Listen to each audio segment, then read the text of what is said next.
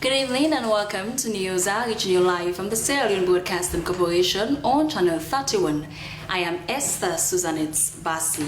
Coming up, Sierra Leone reaffirms commitment to green and climate resilient economy through renewable energy and green investment initiatives. Pediatric Association marks second anniversary with calls to strengthen newborn care in Sierra Leone. And Ministry of Tourism launches One Nation Reggae Festival Creative Clinic.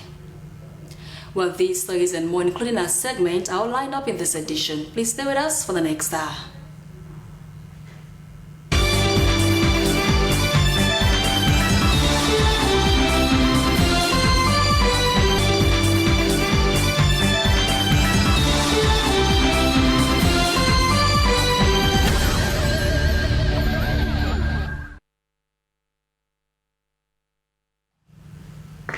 Welcome back, and now for our first story.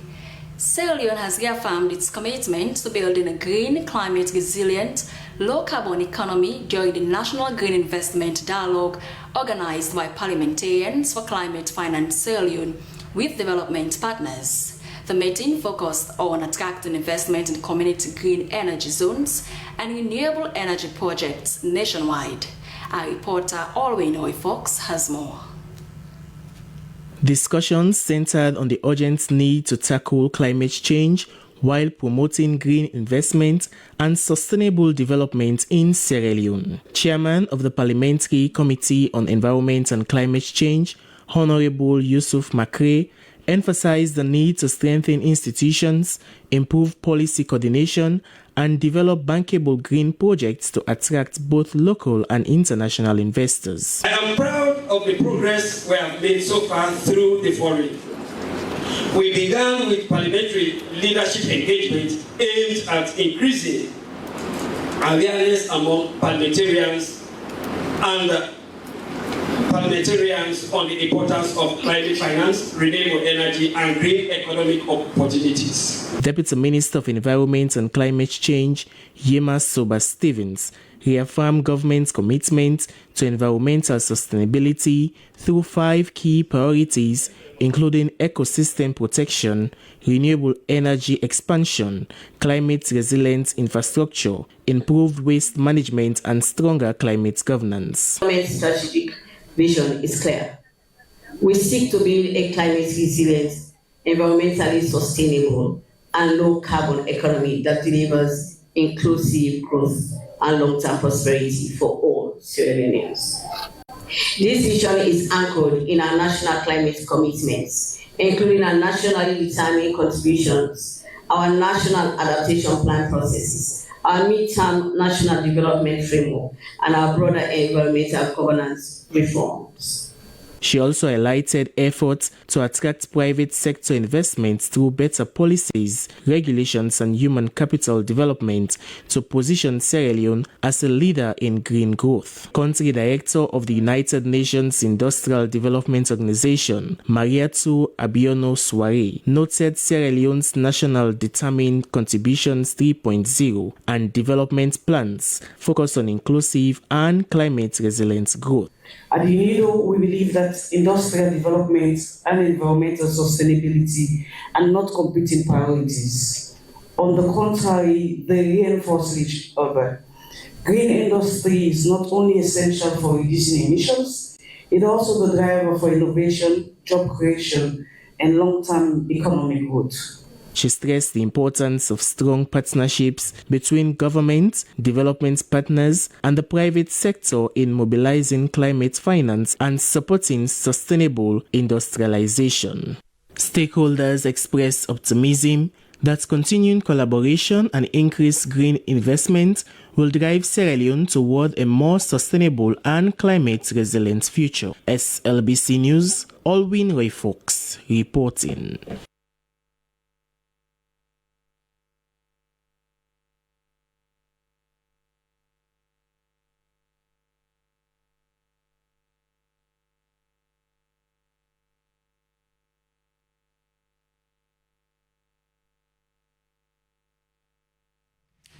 Muslim pilgrims have completed the symbolic stoning of the Jamarat at Mina, one of the major rites of the Hajj pilgrimage representing the rejection of evil. The exercise was conducted peacefully on a tight security and effective crowd management as thousands of pilgrims moved smoothly through the ritual sites. Speaking to the SLBC, some Liberian pilgrims described the Hajj experience as spiritually uplifting and emotional, while encouraging fellow Muslims to continue praying for those hoping to perform the pilgrimage in future. Head of the Liberian delegation to Hajj 2026, Imam Mohammed Qunan praised the Kingdom of Saudi Arabia for the facilities and hospitality provided to pilgrims. He said visiting the Islamic holy sites, including the Prophet's chamber, strengthens faith and deepens religious understanding. Also speaking, Imam Ibrahim Siwa recounted the delegation's journey from Monrovia to Mina, Makkah and Arafat, noting that despite minor travel delays, the pilgrims successfully completed all rites. He described Hajj as a transformative spiritual journey that encourages Muslims to strengthen their commitment to good deeds and thanks the custodian of the two holy mosques program for supporting about 1,000 Liberian pilgrims this year.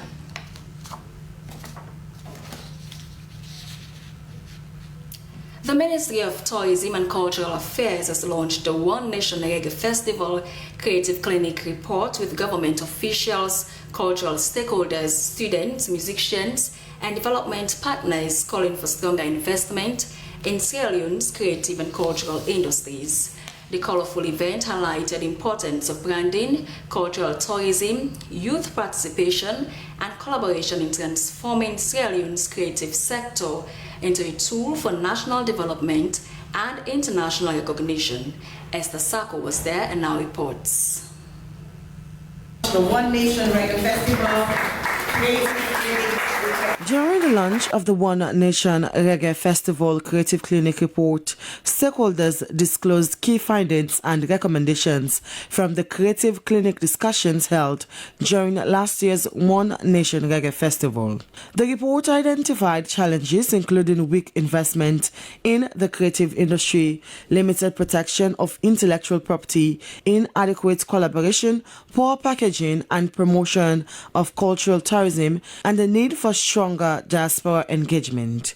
It also disclosed that Sierra Leone must intentionally invest in the creative sector and create opportunities for artists and cultural practitioners to thrive.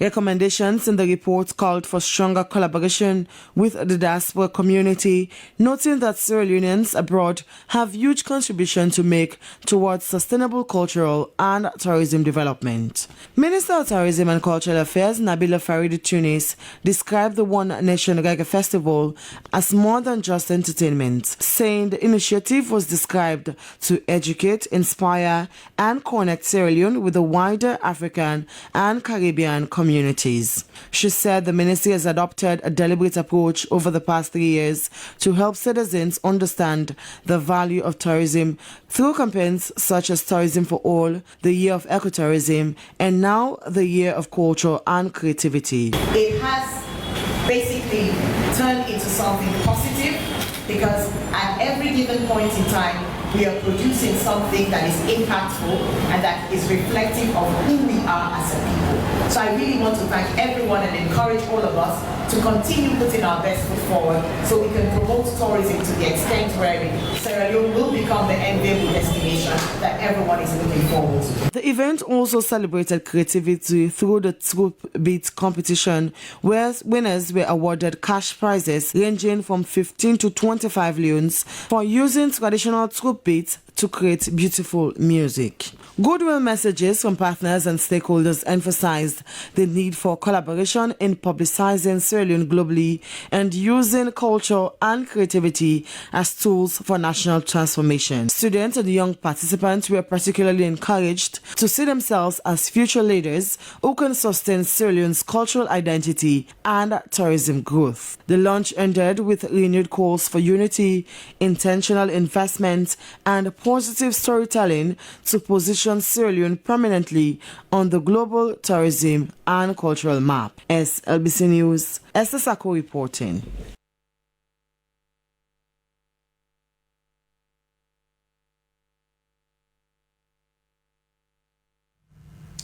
The European Union ambassador to Sierra Leone has said that as a solid development partner to Sierra Leone, the EU was keen to see Sierra Leone develop into a more attractive destination for European investment.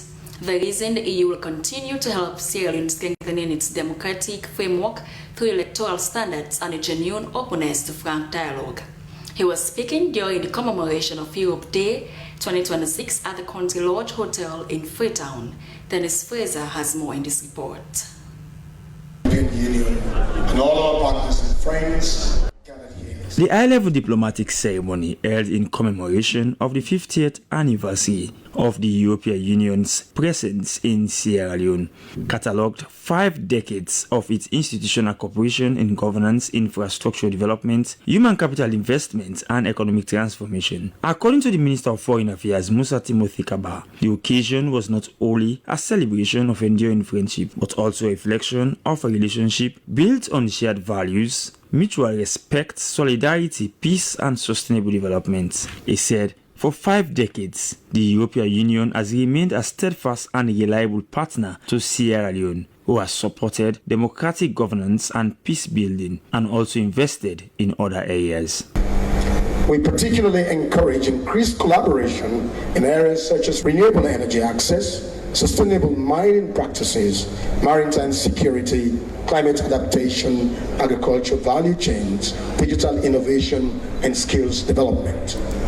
These sectors are essential for building resilience and advancing Sierra Leone's aspiration toward middle-income status. Speaking on the impact of EU's 5 decades of bilateral relations with Sierra Leone, head of EU delegation to Sierra Leone, Ambassador Jacek Jankowski, noted that as a solid development partner to Sierra Leone, the EU is interested in seeing Sierra Leone develop into a more attractive destination for European investments, while providing duty-free and quota-free access and non-tariff barriers to its markets. He said to achieve this, it was important to continue strengthening democratic framework through electoral standards and a genuine openness to frank dialogue.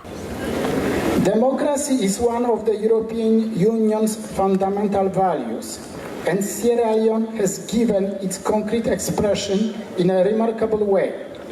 Since the end of the civil war in 2002, Sierra Leone's leadership across all political parties has invited the EU to observe every single election. That unbroken record of invitation reflects trust in the European Union as an impartial partner in strengthening electoral standards and a genuine openness to a frank dialogue on best practices. The Golden Jubilee event brought together government officials, international diplomats, civil society actors, and development partners to reflect on the long-standing relationship between Sierra Leone and the European Union. SLBC, Dennis Fraser reporting.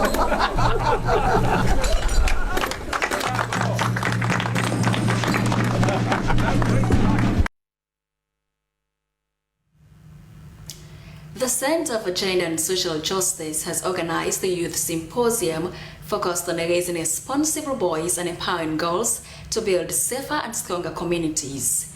The event brought together students, youth leaders, educators, and community stakeholders to discuss key challenges affecting young people, including drug abuse, violence, peer pressure, exam malpractice, and the need to stay focused on positive life goals. Howard Williams has the full report.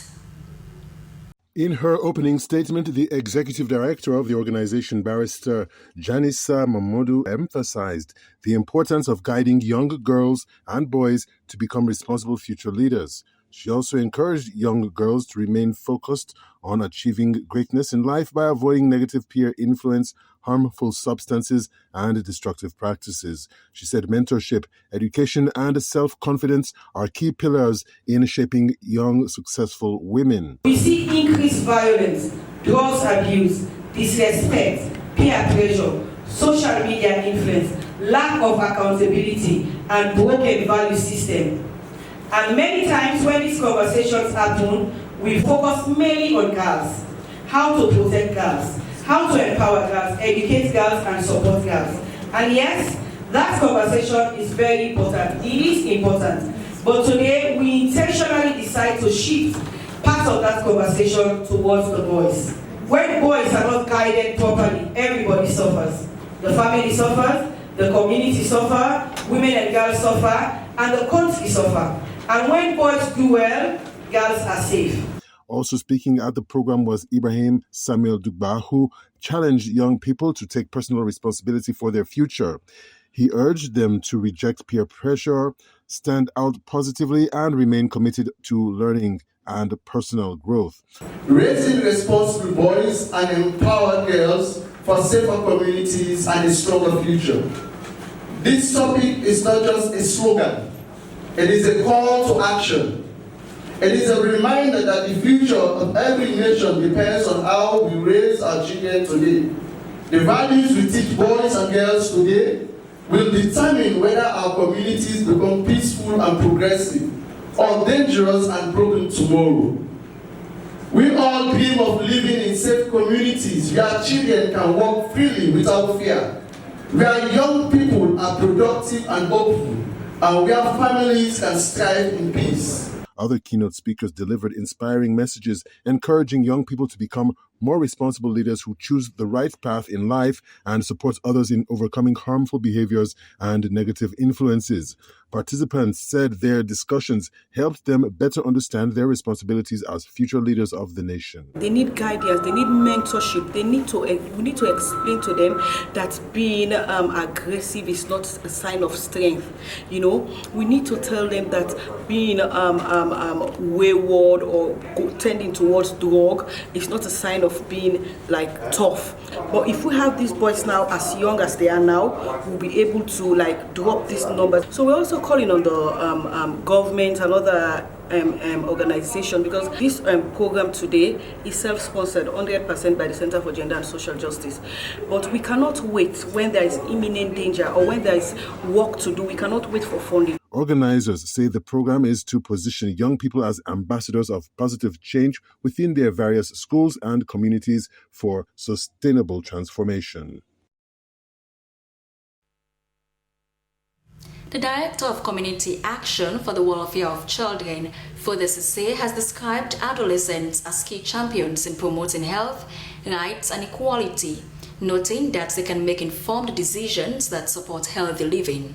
He made the statement in his keynote address at a health and reproductive rights school quiz competition held under the theme Empowering Adolescents as Champions for Health, Rights and Equality. Here is an excerpt of his statement.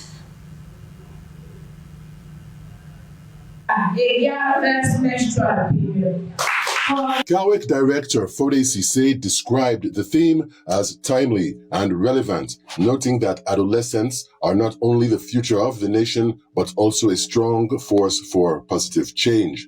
Mr. Foday Cissé said that many adolescents face challenges including limited access to health services, gender inequality, and early pregnancy, among others.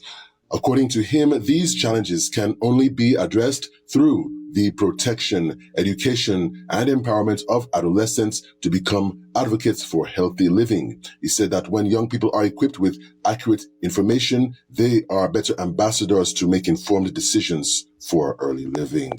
And partners who support continue to inspire and guide our young people. To all participating students, I encourage you all to continue seeking knowledge and use your voice positively. Remember that leadership begins with awareness, confidence, and the courage to stand for what is right. The project midwife for Solthis, Franklina Cissé, said the competition serves as a powerful reminder that when young people are equipped with the right knowledge and opportunities, they become agents of change in their schools, families, and communities.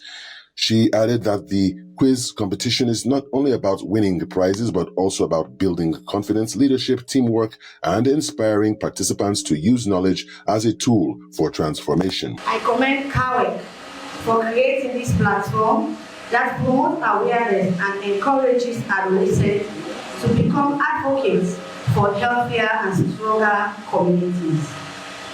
To all participating students, remember that your voices matter, your dreams are valid, and your knowledge has the power to inspire change. Continue to learn, lead, and believe in your potential to shape a better future.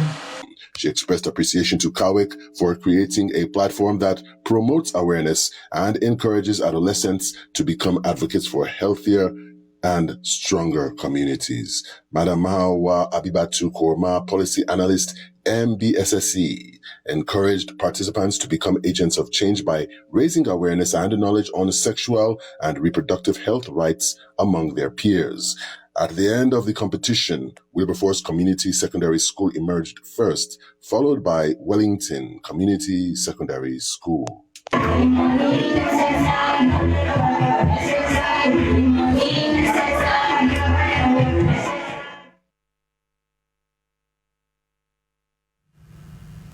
Well, that was Howard Williams giving that report.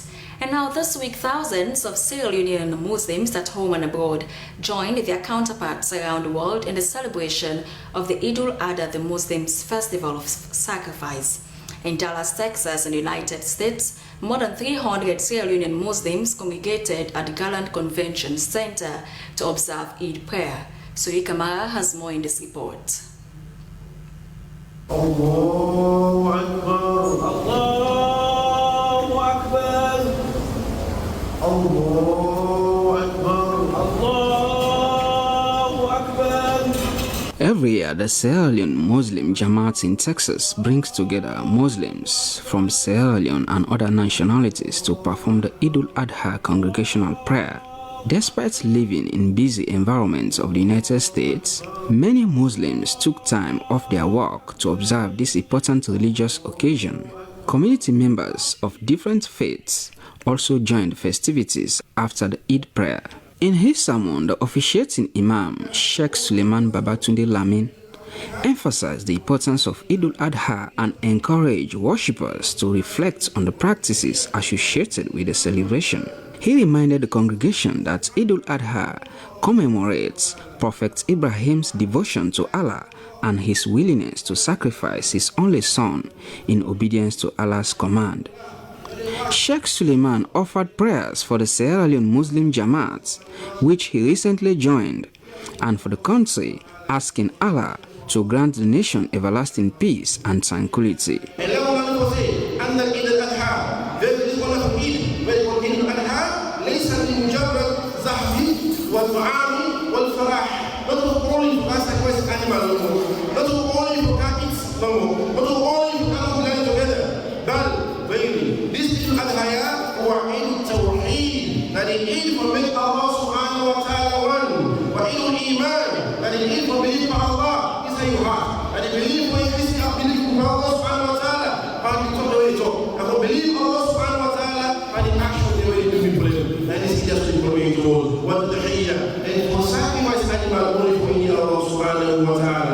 The Chief Imam Al-Haji Saliu Ba also addressed the congregation by praising Allah for giving them the opportunity to unite in worship. He offered special prayers for unity and peace around the world. This year's Eid celebration also came in the midst of a special moment for the Dallas-Fort Worth Metropolitan Area Muslim Jamaat after 3 of its members were honored by the Old Edwardians Alumni Association for exceptional community service and meaningful contributions to the social and economic development of Sierra Leone. Whilst welcoming the congregation during the Eid celebrations, the chairman of the Jamaat, Sule Bangura, thanked the Old Edwardian Alumni Association for the recognition. The members, who comprise Alhaji Muhammad Jallo, Maratu Kamara, and Sanfa Sise, secured 3 out of the 7 awards presented by the association. The celebration concluded with a dinner featuring food and drinks. Suri Kamara, SLBC News, Freetown.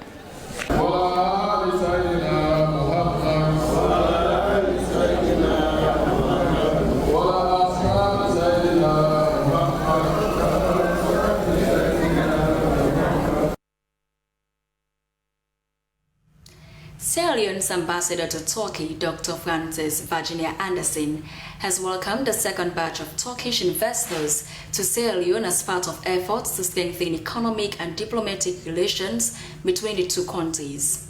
The investors are in the country for meetings with key government institutions, including the Ministries of Foreign Affairs, Health and Agriculture, as well as NACIT, Parliament, and the National Early Warning and Response Mechanism Center. The visit follows last year's investment and trade seminar hosted by the Sierra Leone Embassy in Istanbul to promote trade and investment opportunities in Sierra Leone. Ambassador Anderson described the engagement as fruitful, noting that the growing interest from Turkish investors reflects confidence in Sierra Leone's investment potential. And now to Parliament, the Deputy Leader of Government Business has called on the Speaker of Parliament to institute an inquiry into why MSS, a logistics service provider, has been imposing a $100 fine on importers for late payment of import obligations, and why cement importers granted concessions are failing to produce cement locally. He made this call during the tabling of several agreements and reports in Parliament. Dennis Fraser has more.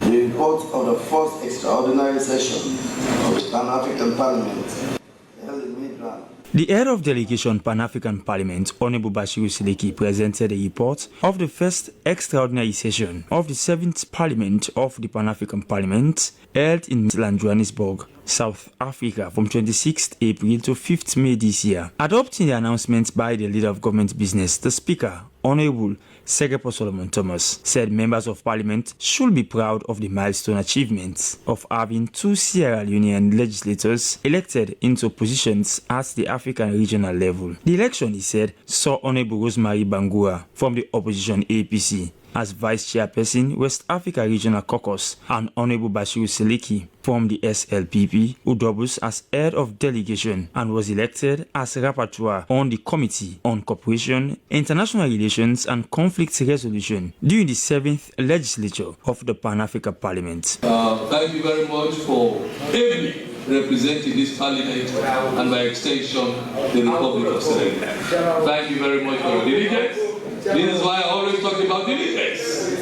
You know, the Leader of Government Business and I, together with the, I think 1 or 2 times the Deputy Speaker and the Clerk of Parliament, have been making rounds. And at one point in time, we went to South Africa, you know, just to see how far they are faring. And I am to inform you that as a nation, we should be very proud of their performance at the Pan-African Parliament. Presenting the 2025 annual report of the National Early Warning and Response Mechanism Center, the Minister of Planning and Economic Development said as a statutory obligation, the annual report contains synthesis of 52 reports in the form of alerts, situational reports, joint reports, and monthly thematic reports, for which she noted that the government cannot underestimate the security, economic, and social benefits while presenting reliable data for preventive action. Rising on Standing Order 25 to submit a notice of motion to the House, Deputy Leader of Government Business Honorable Bashiru Sileki called on the House Speaker to institute an inquiry into the reason MSS, a provider of logistics services, has been levying fines on importers of over $100 for late payment of import obligations, and also lack of adherence to concession on importers who are supposed to produce cement locally but fail to honor their obligations. After these fair comments, the Speaker later instructed for an inquiry into the issues. SLBC, Dennis Fraser reporting.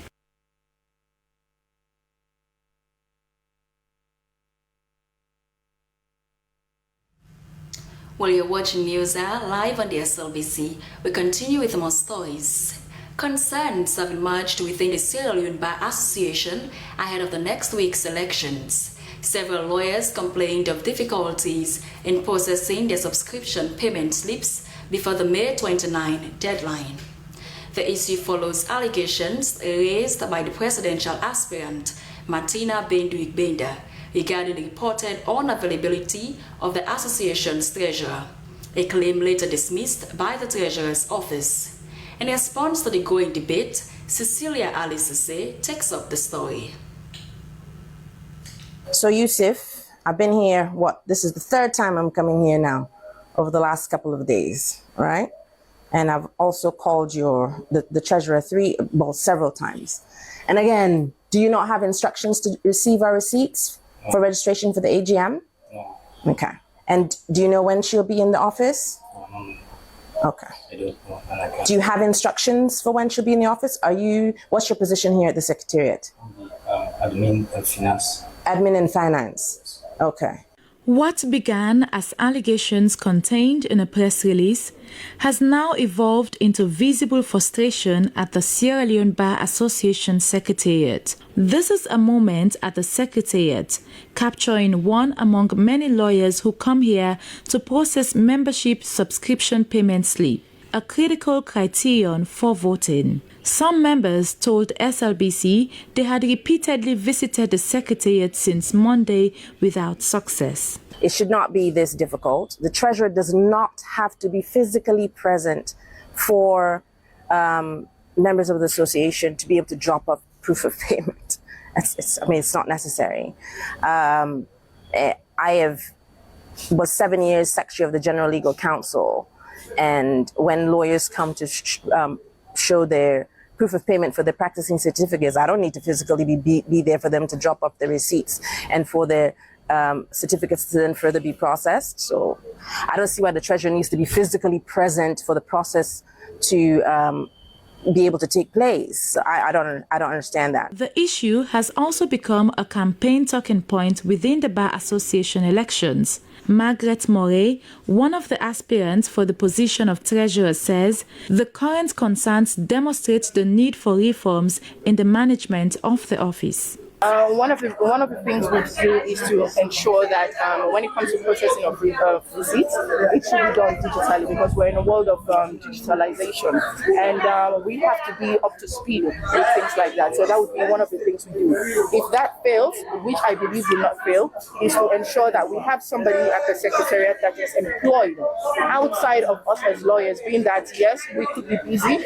So when I'm not here, somebody's here to process those receipts, or even be able to interface with members who have concerns, or members who want information. As frustrations continued to mount at the Secretariat, some lawyers warned that unresolved concerns over payments verification could create further disputes on election day. Lawyer Margaret Leome says members who have already paid their subscriptions should not be denied participation because of administrative delays. So the issue here is not about payment. The issue here is that there should be a process that must be followed. When we've paid, they must process our slips, our bank slips, and then register us for the AGM. And being that they're not doing that, should they fail to do this until tomorrow, which is the deadline, we're taking our slips with us to Lunge, the bank slips, and that is what we'll be using. And nobody will stop us from exercising our rights as legal practitioners. On Tuesday, May 26, presidential aspirant Martina Gbendu Igbenda issued a public statement expressing concern over what she described as difficulties faced by lawyers attempting to finalize their subscription payment ahead of the association's elections. However, a response attributed to the communications team of the Bar Association Treasurer, Satu Koba, dismissed the allegations, insisting that the treasurer remained accessible despite her professional commitment. SLBC also made efforts to contact the current treasurer, Satu Koba, regarding the concerns raised by members at the Secretariat. When contacted by phone, she said she was attending an event and would respond later. Until I left the Secretariat, several lawyers remained at the premises expressing frustration and uncertainty over whether their payment slips would be processed before the deadline, May 29. The latest development add another layer of tension on an election already unfolding under heightened scrutiny following previous controversies within the Sierra Leone Bar Association. SLBC News, Cecilia Alice Sisse.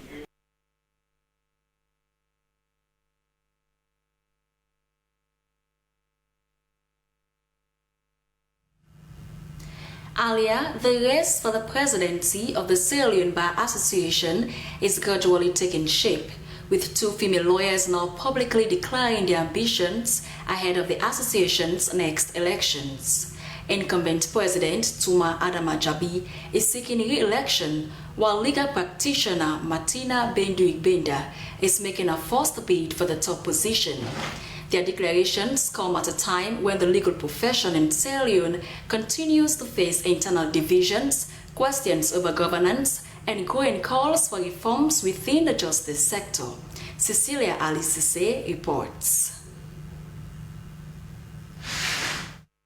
The presidency of the Sierra Leone Bar Association is once again in focus, but this time with a significant gender dimension. For the first time in recent years, 2 women are openly competing for leadership of one of the country's most influential professional bodies. Current bar president Tuma Adama Jabi has launched her re-election message under the slogan "Raising the Bar, Securing the Gains," highlighting what she describes as achievement during her tenure.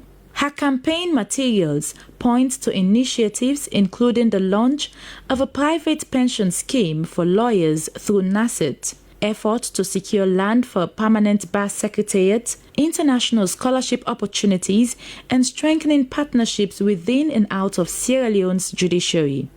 Tuma Jabi says continuity is needed to consolidate the gains already made by her administration. Meanwhile, newcomer Martina Bendu-Igbenda is presenting herself as a reform candidate, campaigning on the message, "Together we can build a united bar." Her vision focuses on unity, professionalism, empowerment, and respect within the legal profession.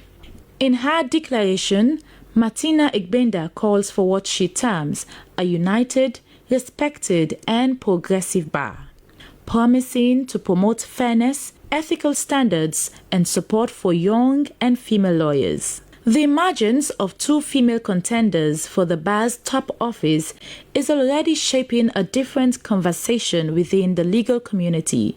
Beyond the politics of the election itself, the contest is also drawing attention to the growing visibility of women in leadership within Sierra Leone's justice sector, particularly at a time when the profession is grappling with questions of reform, unity, and institutional credibility. While both candidates are presenting different visions for the future of the Bar Association, their candidacies also reflect a broader shift in female representation in spaces traditionally dominated by men. As campaigning gradually gains momentum, members of the Bar Association are expected to closely examine not only the candidates' promises, but also their ability to restore confidence, professionalism, and cohesion within the country's legal community. Interviews with the aspirants are expected in the coming days as the race for the Sierra Leone Bar Association presidency gains momentum. SLBC News, Cecilia Alice Sise.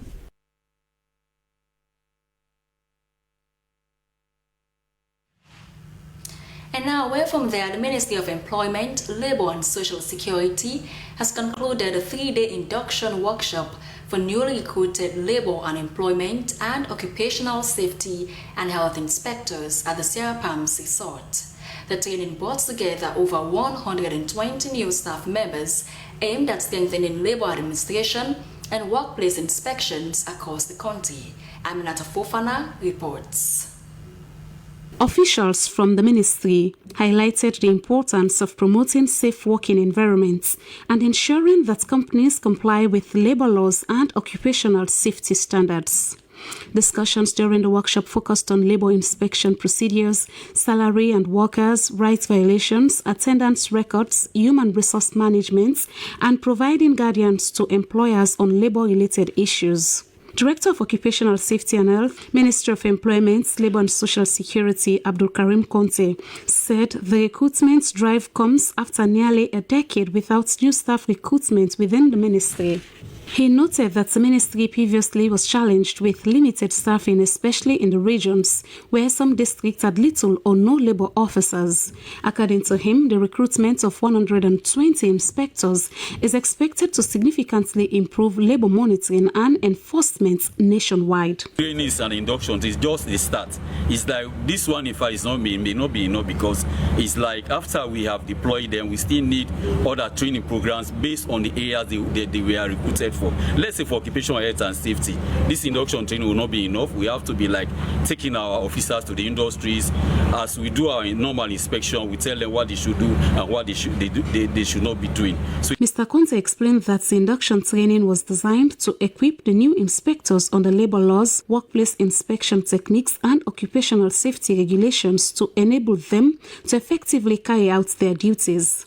He further stated that inspectors are expected to conduct regular visits to workplaces and industries to identify and address poor labor practices instead of waiting for complaints from workers. The director also emphasized the ministry's commitment to continuous capacity building, noting that the induction marks the beginning of a series of practical and field-based training programs for the newly recruited staff. The workshop also featured presentations on labor-related issues and expectations in the field. Regarding the fact that mostly in our colleges, we are not taught some of these aspects.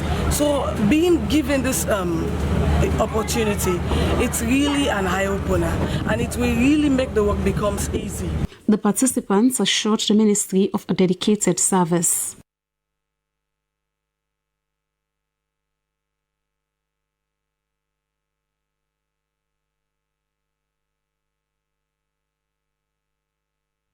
Well, it's now time for a segment, beginning with our international news.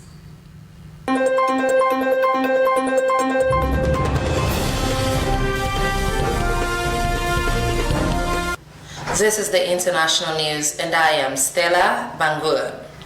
A Russian drone has hit a block of flats in Romania, causing a fire and injuring 2 people, Romanian officials say. Russian drones have stayed across Romania's border a number of times during the 4-year war with Ukraine, but it is the first time Romanian citizens have been hurt. Romania's Emergency Situations Authority said the drone's entire explosive payload detonated and caused a fire on the 10th floor of the residential building. Romania's military has sought to reassure the public that it was not an attack on the country, but rather a conflict at their border, with consequences for the local population. Romania's defense ministry says that since the start of the war in Ukraine, drone fragments have been found on Romanian territory on 47 separate occasions, 12 of them this year alone. Burkina Faso's military junta has closed the capital's main Sumi mosque after nearly 100 supporters of a detained preacher were arrested following protests, deepening concerns over growing repression under the country's military rulers. The closure was announced through a decree issued by the regional governor, citing a risk of public disorder after worshippers gathered at the mosque demanding the imam's release. The demonstrations marked a rare public challenge to Burkina Faso's military rulers, who have tightened restrictions on dissent since Captain Ibrahim Traoré seized power in a 2022 coup. Authorities have also been accused of forcibly conscripting detainees into military operations against jihadist groups that control large parts of the country. As Red Cross workers in the DRC's Ituri province step up community outreach efforts in a bid to contain the Ebola outbreak across the border in Uganda, 2 new cases have been confirmed. This comes on the same day as the first confirmed survivor of the Bodimbogyo strain was discharged from hospital. Red Cross volunteers in DR Congo's Ituri province disinfect and bury the bodies of suspected Ebola victims. On Friday, Uganda's health ministry confirmed 2 new Ebola infections in the country's capital, Kampala. That brings the country's total caseload to 9, including 1 death. Officials say one of the new cases involved Congolese nationals. One was identified after developing symptoms, the other linked to an earlier confirmed patient. And finally, for the international news segment, the European Commission has fined Chinese online marketplace Temu 200 million euros, saying it failed to properly protect consumers in the European Union from unsafe and illegal products sold on its platform. The penalty was announced under the EU's Digital Services Act, a law that places strict obligations on large online platforms to identify and reduce risk linked to illegal goods and content. As part of the investigation, officials carried out mystery shopping tests. They found that some chargers sold on the platform failed basic safety standards, while a significant number of baby toys contained hazardous chemicals or posed choking risk. And that is the end of the international news segment. I have been your presenter, Stella Bangura. Stay tuned.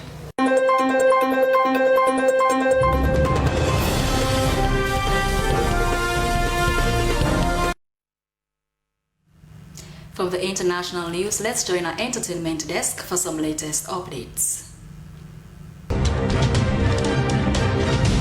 Hello and welcome to Entertainment News with me, Swaman Babature. In this edition of Entertainment News, All-Star Sierra Leone shares solidarity statement to Vida. And Mr. Supranational Sierra Leone Alhaji Masari announces participating in Mr. Supranational International 2026. Now, the Union of Musicians All-Stars Sierra Leone, popularly known as All-Stars, has extended its heartfelt solidarity and unwavering support to Vida following her courageous decision to speak publicly about her experience as a victim of sexual assault and rape. In the release, the union says they recognize the immense strength it takes to speak out in the face of stigma, fear, and public scrutiny. All Stars condemned the act, stating no woman should ever endure violence, abuse, or forced intimacy under any circumstance. In the statement, the union condemned all forms of sexual and gender-based violence. They called on the public to respond with empathy, dignity, and humanity, rather than judgment or harmful speculations. They reaffirmed the union's commitment to advocate for safer space within society and the entertainment industry, where women live, work, and create free from fear, abuse, and exploitation. It's indeed a sad thing as we keep on reporting on this matter as the issues or news unfold. And now, the search for the next Mr. Supranational International 2026 has officially begun. And to alert his fans, newly crowned Mr. Supranational Sierra Leone Alhaji Masari has announced his participation on the competition representing Sierra Leone, the land of milk and honey. He made the announcement through a post on his Facebook page days ago. Though the competition is still in its early days, the Sierra Leonean pageant king has shown readiness to bring the crown home. He said his journey was for the country, people, and everyone that believes in him. Alhaji said he carries with him the dream of many young people, the love of his nation, and determination to make Sierra Leone proud on the international stage. We are proud indeed because you have been doing it and you've been representing us. You've been doing great internationally, nationally and internationally. Well, we say kudos in advance, congratulations in advance, because he is proudly showing that he will bring home the crown. Well, this is all we have for this edition of Entertainment News. I've been your presenter, Swaman Babature. Thanks for watching and keep watching the SLBC.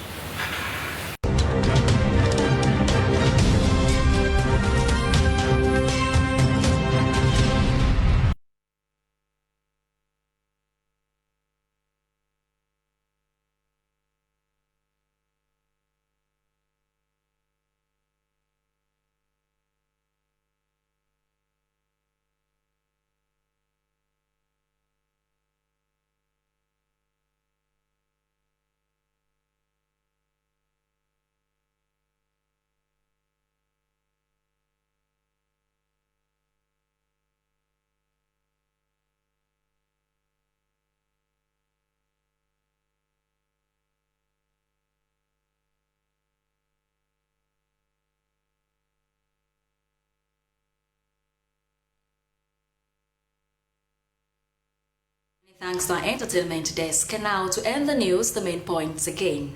Sierra Leone has reaffirmed its commitment to building a green, climate-resilient, low-carbon economy during the National Green Investment Dialogue organized by parliamentarians for climate finance Sierra Leone with development partners. The meeting focused on attracting investment in community green energy zones and renewable energy projects nationwide. The Pediatric Association of Sierra Leone has marked its second anniversary conference with renewed calls for urgent action to reduce newborn deaths in the country. The conference brought together medical professionals, government officials, and development partners under the theme Health the Start, Health the Future, strengthening newborn care in Sierra Leone. And finally, the Ministry of Tourism and Cultural Affairs has launched the One Nation Reggae Festival Creative Clinic report with government officials, cultural stakeholders, students, musicians, and development partners calling for stronger investment in Sierra Leone's creative and cultural industries.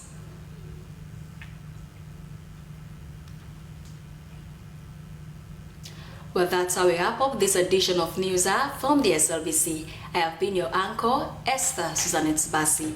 Thanks for watching. Continue to stay glued. Have a pleasant night and a beautiful weekend.